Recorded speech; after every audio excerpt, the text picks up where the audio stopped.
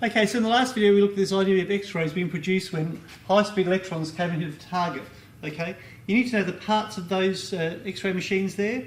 So the filament will actually cause thermionic emission, where you're going to get heat producing electrons that are ionised. The accelerating potential then here will then be used to cause them to gain kinetic energy between there and the target anode that is. And those X-rays that are produced will go out a quartz window then and through the body and expose a photographic film on the other side. And the amount of exposure depends on how much it gets absorbed by the body as it goes through. The most exposure is where it goes darker, the least is where it's actually lighter or a whiter colour, like where the bones are, where it absorbs a lot. Okay, so it's important you're aware of the filament's role there, is to actually provide a current to cause thermionic emission. The electrons are accelerated by that potential. The hood's going to focus those electrons onto a narrow beam onto the target there. The tube is evacuated so you don't get collisions between the electrons and air particles. And about 99% goes as heat, I should say heat there, and less than 1% X-rays, all right, when they hit that target. It's important that the target is a hard target because the electrons are coming in at high speed, they're going to cause pitting. But on top of that, so the melting point needs to be high so it doesn't melt, and it's got to have a high atomic number because that large nucleus is important to cause deceleration of the electrons and release X-rays. So to reduce the heat, the actual target's rotated, and it's got a copper rod which conducts the heat away, and that can have cooling fins and a fan, or it can be water cooled, okay? And you've got a range of frequencies, we talked about that as well. Now that'll give you a range of X-ray frequencies here, but don't forget there's also peaks going on here based on the target material, okay? And there are particular frequencies there where you get extra X-rays. Now the reason this is caused, the background one here, is because of the electrons slowing down.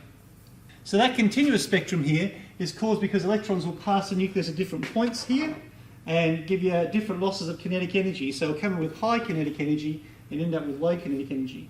And whatever is lost in this process is converted into a photon to conserve energy. The total energy beforehand, which is the kinetic energy electron, should be the same as after, which will be the K dashed, if you like, plus the photon added together. That has to add up to the energy at the start, all right? And obviously if you get more energy lost at different distances here and being slowed down greater, you'll get a range of energies of X-rays and a range of frequencies therefore. And you'll get up to a maximum here where the electron loses all of its energy and afterwards it's zero, okay? And that will give you the maximum energy photon and the highest frequency photon, okay? So this idea of the maximum energy photon being released when the electron loses all of its energy can be used to derive a formula. That's the kinetic energy electron coming in because it goes through a work done as it goes through that potential difference of say 30,000 electron volts. So if it comes through at 30,000 electron volts of energy, and get that into joules, you do that, and that's going to equal the energy of the photon if it loses all of it on contact with the nucleus, say, when it stops. So rearranging that, you've got a nice formula for the maximum frequency of the X-ray based on the accelerating potential across that gap. This is almost the reverse of the photoelectric effect where photons are releasing electrons. We've got electrons releasing photons, but you don't have to worry about the work done because it does not require any work to pull a photon away from a nucleus or from a metal surface, okay? If you increase the filament current, what's going to happen there is you're going to get more electrons shot across, and based on that, this is going to get taller, okay, but still have the same maximum frequency because that does not change unless you change the accelerating potential. If you do change the accelerating potential and turn it up, you're going to get a greater maximum frequency and the graph is going to shift to the right there. It also gets taller, by the way, because you get more electrons sucked across as well. But the main thing is it shifts that way because the Fmax goes up as the frequency, as the accelerating potential goes up. Okay. The only way of actually changing the peak positions here, they always stay the same, the peak positions, is to change the target material because the peaks are based on electrons jumping between different levels here. So what happens with the peaks is you've got nuclei of tungsten, say with 74 protons in there and lots of electrons surrounding it. These are all at particular energy levels. And what will happen there is it will come through and some electrons may hit an inner shell electron, causing it to go to a higher shell, and these will have particular energy values. When it comes back, you get an X-ray photon released of that energy difference. So that'll have a specific energy and frequency and give you extra X-rays of those frequencies. So therefore the peaks are formed on the top of that normal continuous background spectrum that's there. Okay. Now the new stuff. if you're going to take X-rays then, you need to be conscious of the attenuation or the absorption of X-rays. So attenuation means absorption here. Attenuation is the absorption of X-rays, and that can occur through different situations here. So first of all, you need to be conscious of the density of the tissue that's involved, because bone will attenuate or absorb, in other words, more X-rays than other parts of the body, because the bone is actually denser than the muscle, so it attenuates more. Similarly, if you were to have braces there where you're wearing metal, that would attenuate even more because metal is very dense there. Okay, where you've got less density, it'll actually be exposed more then because more X-rays will go through. Okay, and that's where it's going to be darker. The thickness of the tissue is actually another idea as well, but that's actually an optional thing to talk about because it's not really in the course, that part of it. But naturally, if you're going to go through thicker body tissue here, that's going to be a consideration of going through, say, a finger. Okay. The ones that are in the course, so is the density one and the atomic number, because if the atomic number on average is bigger for the particular parts of the body where there might be more muscle or more fat, then you're going to have larger nuclei there, okay, but you're also going to have more electrons in the shells, and it's more likely the X-rays will hit those and be absorbed. So atomic number is pretty important there for attenuation. Now based on that, a radiographer or a person taking X-rays would look at those situations and decide how hard do my X-rays need to be to get through this sort of level of attenuation, because it's important that you do get through the body and expose the film.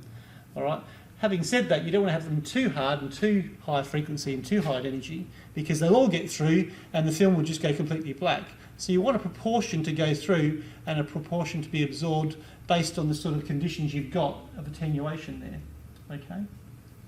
If you do want to allow for situations where you've got a larger attenuation occurring, you need the harder X-rays, and therefore to get harder X-rays or higher frequency or energy X-rays, we need to turn up that accelerating potential.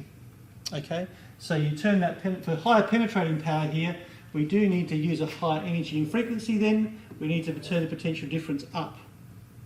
Okay, and you make a harder X-ray for the denser tissues. Okay. Now the last part of this is to relate the minimum exposure time of a given hardness to the intensity. So having set your potential difference based on the part of the body you're going to go through here, you need to sort of set your time here. Now ideally we'd like it to be as low as possible, because if it's low you're going to get less blurring due to movement in the body. It's just like having a camera and having a very short shutter speed. Okay, you just want to have that exposed for just a small time, so there's no movement while the photograph's being taken. The trouble with that is if you want to reduce your exposure time, you need to increase your intensity of X-rays, because you need to expose the film by the same amount still. So if I was to halve my exposure time, I need to double the intensity of my X-rays coming through to get the same exposure on the film, so it's not underexposed. Now the disadvantage of that is, if you do that too high, let's say we actually reduced our time to say 100th of what it normally is, your intensity would have to go up 100 times to compensate for that. Now if you're going to have a really, really intense beam and lots of electrons coming off in an instant and lots of X-ray being produced, those large number of electrons hitting the target can overheat the target and damage it very quickly, so you don't want to do that. So that's the reason they really avoid it. Okay.